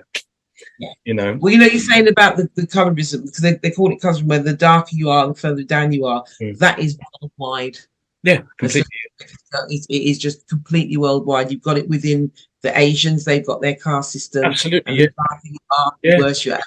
And I think that's why some people don't understand, because they've taken the phrase white privilege and they've bandied it all over the place. But to me anyway, what white privilege is, it's not you consciously going, I'm white and I'm privileged. It's not about that. Yeah. It's about the systems that are in place in order to help you exist. Absolutely. That's what white privilege is. Yeah. And people keep personalizing it. You can't help it if you're born into that system. And it is a system. It's not the people. And I think, as I say, that's one thing I find that people are not understanding. They keep throwing, because they throw it around like an insult. You know, you and your white privilege. And it's not an individual's fault. It is the fault of the system that we are living in. Completely. It's really interesting being here. I'm a minority. I mean, I was a minority before being gay. But now I'm a minority for being white, which I find really interesting. And how Mexicans are way nicer to minority groups than the whites in England were not particularly nice, unjudgmental or accepting of any minority group. Mexicans are really, you don't speak Spanish properly, they're going to help you with that shit. You don't speak English properly, they are taking fun of you. You see, this is the thing, you see, what you find is that people of colour generally are kinder towards people. You'll find that all the time. We will accept them in. I mean, when my brothers had white girlfriends, so what? Bring them. Come, let's go. You know, it's not a big deal. Obviously, there's some in every race. Good and bad in always. My mother always says, yeah, absolutely. But on the whole, I mean, that's one of the reasons why all of the countries that got decimated because they welcomed people in with open arms, not realizing they were going to bring pestilence and disease and rape and wipe out half their people and steal their resources. Well, look at the whole of where I am. You know, this weren't one over on quiches and flowers. This was complete genocide. And, you know, they got diamonds and gold and minerals, and we got cows, rats, syphilis, and something else. Like, as in the Mexicans, you know, like we got a lot worse out of that deal than any conqueror conquistador that came to this country, you know. But anyway, we could talk about this because there are so many different. But what I find really interesting is the amount of dollars, pounds, euros, and other currencies that are spent yearly on getting this a few shades darker. Yeah, exactly. That's what I say to my partner, I would pay money for your colour skin. Well, I'm too dark. No, you're not. You have the most beautiful skin I've ever seen him, and I would love to be like that. This pasty shit. That, and then people say, you know, they say, "Oh, your aunt is coloured." No, I'm the coloured one because I go green when I'm sick. I go really, really white when I'm really ill. I go grey when I'm dead. I go pink when I'm sunburnt. This is the only coloured one in the. Like, right. Yeah, but let's talk about, because Big Brother. Are you finding it easier now to get back into your work after Big Brother? I mean, has that been? It's been much pushed away enough? Yeah, I mean, it started getting better around about 2018. Okay, so good few years now. So what are you doing now? I know you've just released a single with Andrew Nolan. Because that's lovely. You got me in the recording booth. Not many people could do that, but it was chirpy enough tune. I said to myself, "Oh, let's have a go. See if the old pipes are still working." Obviously, they are. Super gel. Yeah. You've got Jazzi P on his track. I'm working on it, sister. Don't you worry. I'm just working my way in to get into the West Midlands DJ scene. I play a full range of music, actually, and I put that down to obviously my dancing, because doing ballet, jazz, contempt. I mean, when I teach ballet, jazz, tap, hoofing as opposed to tap, contemporary dance, musical theatre, drama, Lindy Hop, cheerleading. I teach stunting, level 2 gymnastics, level 1 boxing. Oh. I'm a gym instructor. I'm a PT. So everything that could be involved with moving around and performing. You're that lady. Yeah. So I'm the one that does all of that. Do you miss not being in? I mean, obviously, eradicating now Big Brother from the conversation. Do you miss being in the public eye? I mean, like when you worked with Kylie and the shocked stuff. That's what I remember you from. I never watched Big Brother, so I didn't even know you're in that, and that's my bad. But so I see Jazzi P as, oh my God, she was the amazing rapper in Shocked. Do you miss being the person that's in the public eye doing that, or are you happy to give your experience and give your passion to other people for them to become in the public eye? How does it roll for you? I've never been a public eye kind of a person. I do things that bring me into the public eye, I guess. Mm-hmm. But I don't really need fame. More often than not, I classify being famous or wanting to be famous is wanting people to validate you. Yes, absolutely. My family validates me, so that's enough. Mum validates me. I'm cool with that. Anything else is a bonus. Yeah, you know, anything that I do. You see, the one thing anybody will take that knows me. Anything that I do, I always want to do it with an outcome. Okay. So, for instance, I want to do a troupe next year for carnivals. Now, if I'm going to do a troupe, any competition that's going, we're winning. I'm going to win that. I'm going to take part. Yeah. Same with cheerleading. If I've got my little hobby cheerleading group, and I've told them all already, if I don't think you're getting in the top 5, we're not entering. It's all about the winning, mate. It's got nothing to do with the taking part. I'm not having my kids get a medal just because they showed up, right? Because their parents have to pay for them to show up in the first place. So I want their parents to get their value for money, you know. So really, anything I do, it's about doing it the best that it can be. If it takes it into the public eye, then it takes it into the public eye. Yeah. If it doesn't, then it doesn't. Yeah. But if it, I know I'm bad because I should really do more public eye things, because I collect bras for Against Breast Cancer, and I collected 1,000 last year, and I'd like to collect 1,500 this year, and just keep trying to step up each time. And I know that if I were to put myself out there more, then one, I'd probably get more work, and two, more people listen to my radio show. But it's just It's effort, yeah, not the right effort. Because before the interview, no, I was saying, when I was younger, I was very insecure.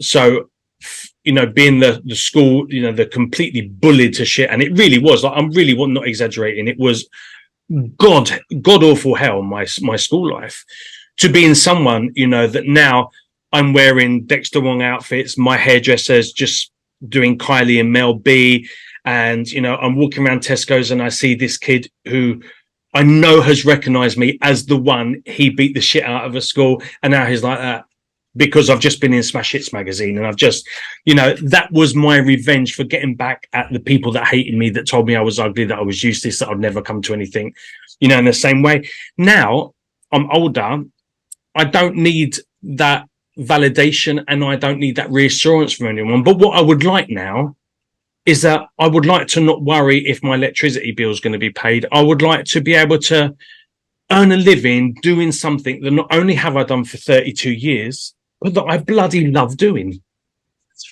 So that for me, sometimes it's jealousy with people as well, because they wish they could actually do a job that they enjoy, that they don't think, oh my God, this is a drudgy life that I live, that every morning I've got to do a 6 till 2 at a place I don't like, working with people that I don't like, and I mean, I've got to say, touch wood, and thank God I have been able to do job wise what I want.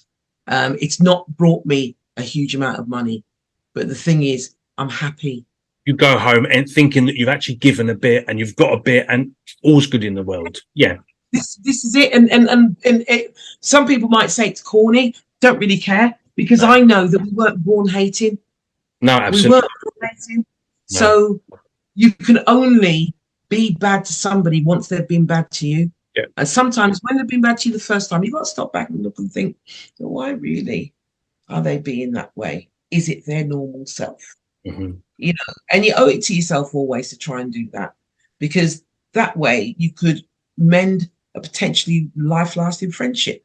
Yeah. Or get rid of somebody that's going to be a pain in your ass and a succubus for the rest of your life. But Absolutely. Either way, you get to know one way or the other. Or even get them to go into another relationship, no matter what kind of level it is, with a different understanding of maybe this is actually coming from a place of fear in me, and I need to be addressing that before I go in to automatically dislike it. I mean, you also, and with age as well comes a little bit of discernment. So you can and we're very mixy as humans, but we're also we're quite translucent, I think, transparent with our behaviors. You can kind of go into I could go into a situation and I know before that cup of coffee has been finished whether we're ever really going to get on, because you just know, you get a feel, I know how this is going to play out, because I know the buttons you're pushing in me. I know what I can tolerate, because I can be very tolerant, but I also know I ain't got time for the people I love, let alone introducing someone else that's actually going to be more of a challenge than I actually perceived it would be in the beginning. So I send you away with love and light, brother or sister, but we out. yeah, for real. It's true. I mean, because the one thing that's irritating me at the moment is the trend for people to be hijacking people's Facebook messengers. Because they're always hacking into the. I don't know whether they got into the full thingy, but they managed to get into that. Because whenever I get a message that says "Hello, my dear," or "How are you doing" from somebody that I know, you so know, straight away, and block, Yes, and that's. I mean, I said to somebody, this was a new one, because obviously it's my radio station. That's what I've got advertised on Facebook. It's my radio station. So for me, anybody that adds me as a friend is interested in the radio station, because I've not put anything on there about me for you to want to date me or have a personal conversation with me or anything. Yeah. So somebody sends me a message, "Where are you from?"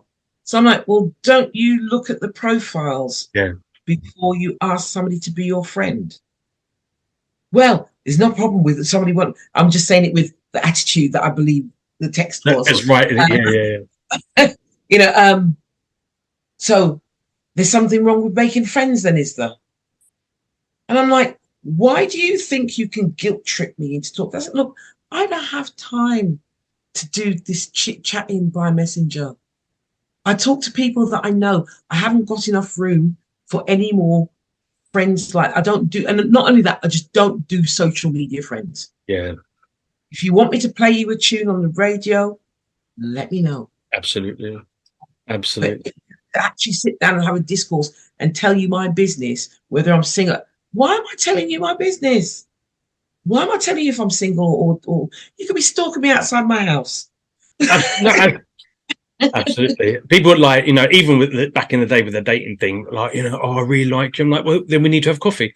Well, I'm not free this month and I'm probably not free until next Christmas, but you know, I really, and like, until I sit in front of you and I see how your eyes work, like I can tell so much from somebody's eyes, how I feel when I'm in your presence, how we drink that coffee together, how you yawn, how you treat the waiting staff. Like there's a whole realm of things that have to fall into place before I'm going to be a friendship or a date.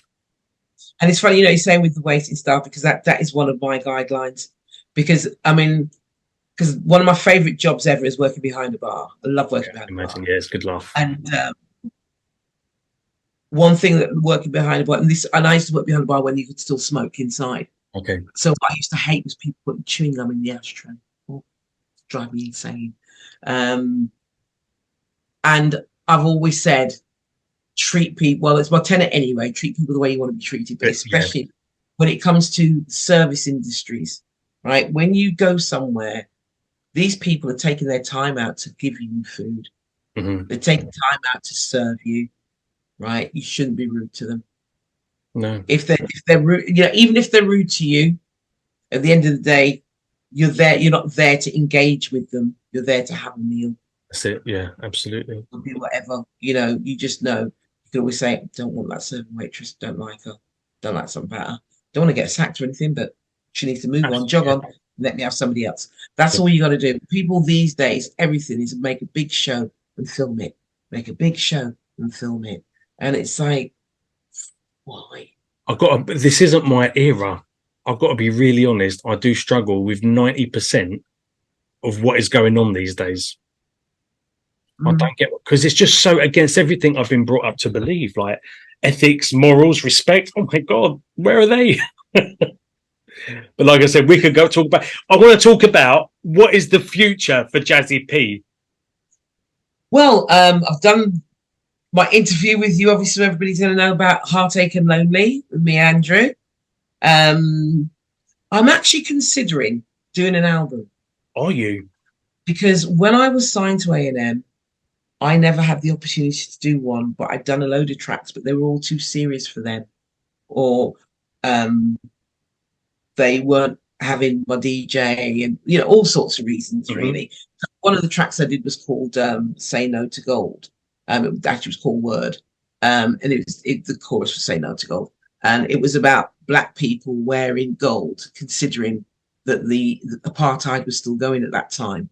And it's black people having to mine this stuff anyway, you know. So that's why we used to use rap for the ladies, dress for the men. That's how we used to roll. And they didn't want tracks like that. I mean, we had a track called No Money, No Job, and I wrote that in 1987. Because I just remember the lyrics, trying to get a job in 1987. Yeah, and they didn't want anything like that. All they wanted was me to get poppy all the time. Yeah, and they make too much of a statement, right? Bit of controversy. Can't have that on a record label. God forbid. There you go. So, I mean, I bought myself out my record. I paid them back my advance. And that's how come I got released from A&M Records. Because people think, oh, that one hit wonder. No, I made only one track with them because they wouldn't let me do what I wanted to do, even though they said I could. Yeah. So the easiest thing for me to do was leave. But I actually found one of my old tapes the other day. I'm going to change all the music. So I'm looking for music for the tracks. The lyrics are all there already. I have to write them all out again. I know that I've got books somewhere that and I know I haven't thrown away my rap books, but I just don't know where they are to dig around for them. They're probably mouldy by now. But yeah, so I'm going to be calling it Jazzy P's OSJ, which is old school joints, because they are going to be old school tracks. They're not going to be the stuff that you'd hear now. And I mean, I'll be honest with you, because I mean, it's the 50th year of hip hop this year. And what I hear now, I like patterns, but the actual subject matter that I hear in rap in this day and age, I'd have to put the C in front and say it's crap. And I'm not talking about the artist's delivery. I'm not talking about the artist. I'm talking about the content, what they're writing. You know, I'm not interested in writing sexual lyrics. I'm not into, and we really don't need to hear some of the stuff that we're hearing. And I don't think that I'm being an old bugger. Back in the day, when rap was first around, it was about being clever with your lyrics. If you had a diss battle, it was still about being clever with your lyrics. You know, it has now come to a point where it's filled with auto-tune. So that's not authentic. People are writing other people's raps for them, which is something a real rapper does not do. Somebody offered me a track and they'd written the lyrics, and I said, no, it's all right. Because we don't, if you rap, you don't do other people's lyrics, you write your own. That's part of the whole thing. You know, yes, singers do, but that's why I was a little bit disappointed with Missy Elliott when she did when she copied Easy Rock and Rob Bass. I Want to Rock Run Out, It Takes Two. That it surprised me because Missy Elliott is dope, but I don't know if she does write all of the tracks or whether it's just sub-selected. You know, and for all I know, they could have asked her to do it because I mean she's dynamite. So at the end of the day, I'd have Missy Elliott do one of my tracks just as a little tribute. That would be nice. But you know, on the whole, what I hear now, no, it's okay. You can keep people up. It's gangster rap and it's kind of imploded on itself the way I see it. Because there's not much positivity, which is why I'm glad that one of the shows I do is a Christian music show called Dance Like David. And I play music from Christian rappers and positive rappers, people that so I won't play any swearing, any negativity, no homophobia, no anti-homophobia. you know, don't play anything. Wholesome stuff. Yeah, and I'll have on my station. There are no adverts. There is no news. There is no weather. That's pure music. Yeah, music and interviews. Because if you want the news, you can go to so many places. You can hear the news. Why am I listening? No. And believe it if you want. Yeah, this is it. I want to be in my own little bubble of happiness. Yeah. Because I mean, to be honest, when's the last time I watched television? A couple of weeks ago. And there's only one program I was watching, which is Sisters. But I don't watch terrestrial TV.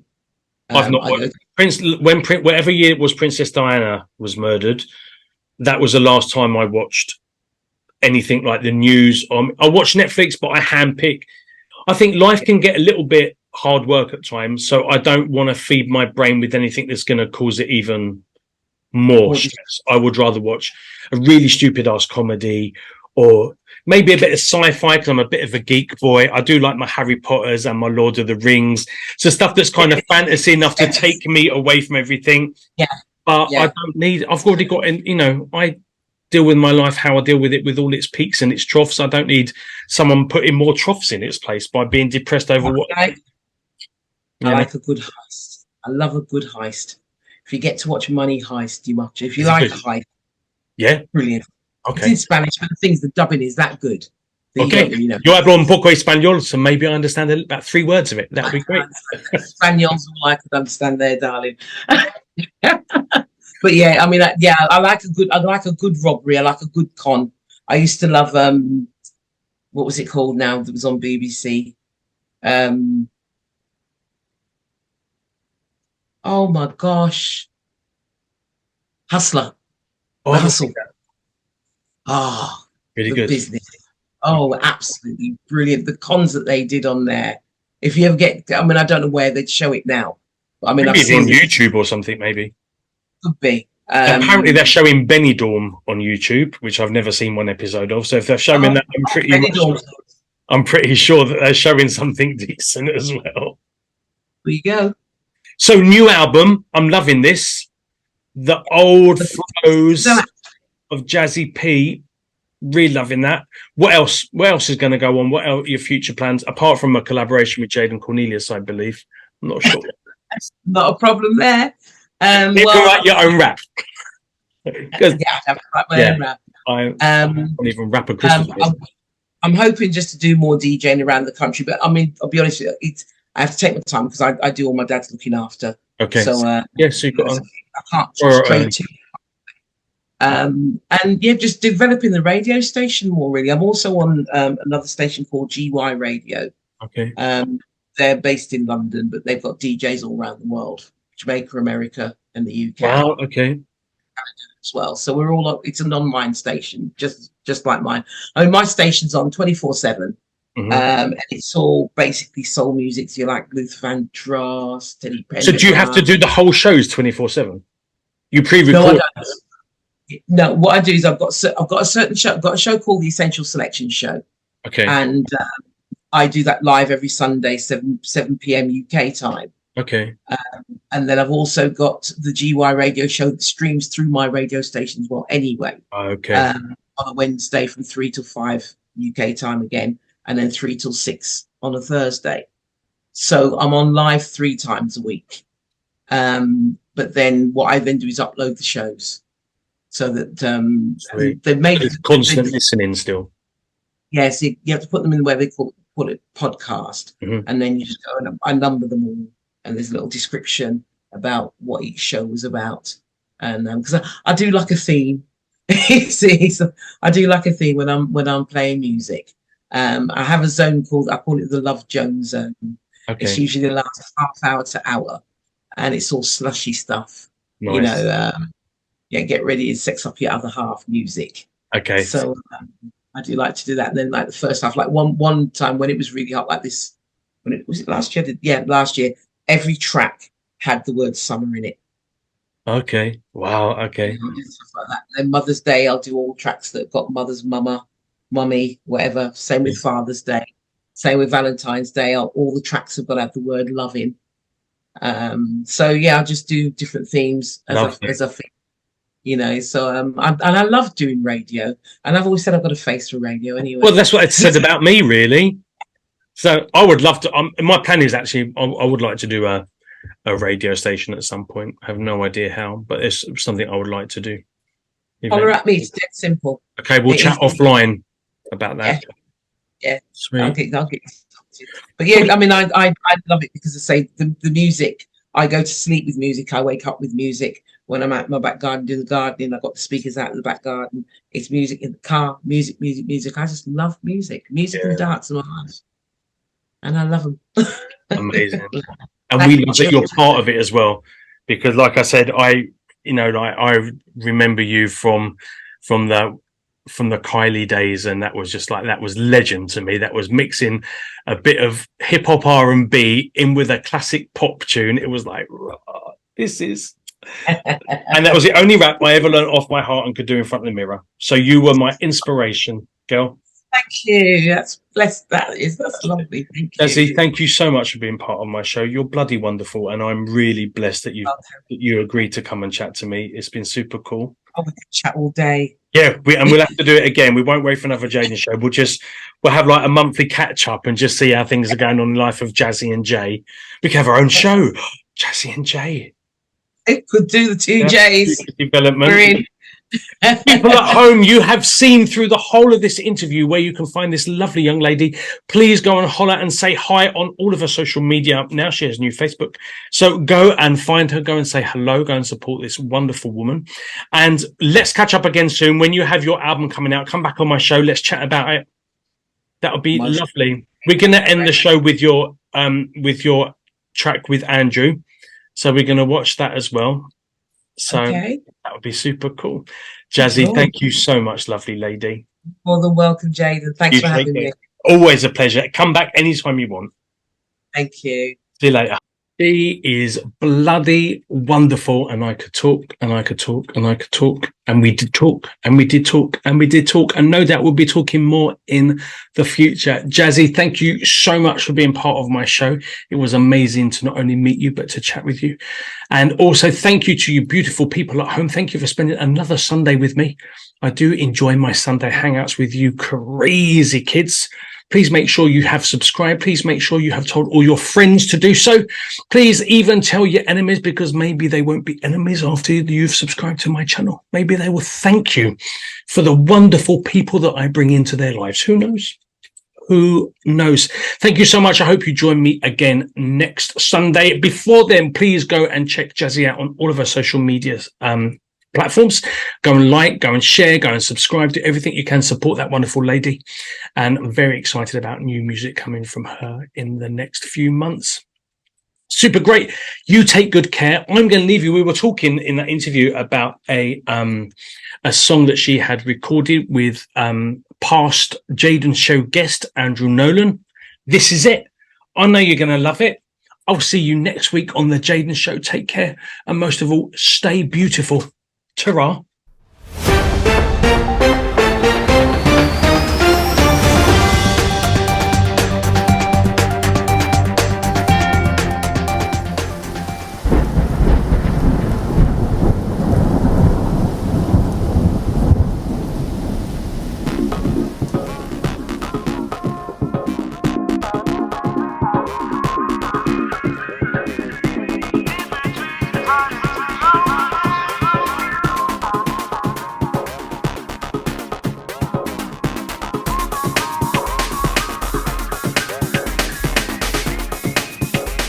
I'm in between heartache and lonely.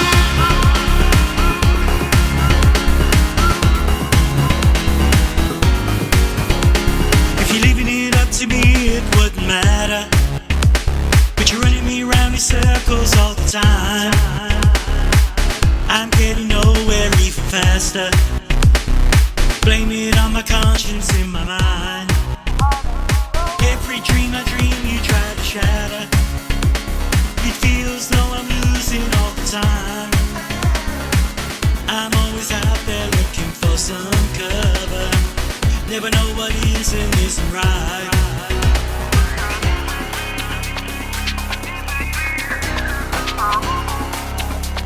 I'm in between heartache and lonely. Under the perfume. And knowing situation that I can't get through.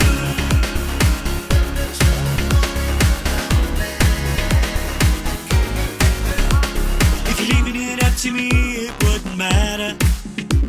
But you close the ranks around me every time. You chain me down and make me run still faster. I really don't know the date or time. You keep me hanging on an empty promise, and you hold me in the palm of your hand. Just happy fingers, I'll come running to you, even though I know you play around. I'm in between heartache and lonely. Under the perfume. And I've been talking over you eventually. But I just can't get through.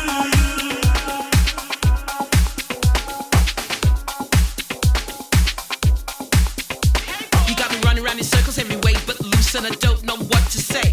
Is this love I'm showing too strong for you that's keeping you away? My lonely heart's aching, so close to breaking. Is that how you want me to feel?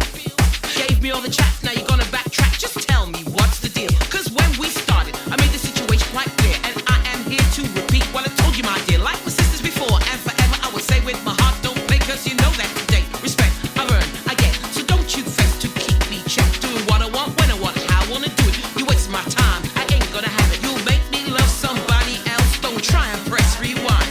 Cause I gave you everything with the love I had, but now you're running out of time. If you find another lover, I believe you will discover that you'll never ever have a love as good as mine. No compromise, too late to realize that you're giving up a girl so fine, bye bye.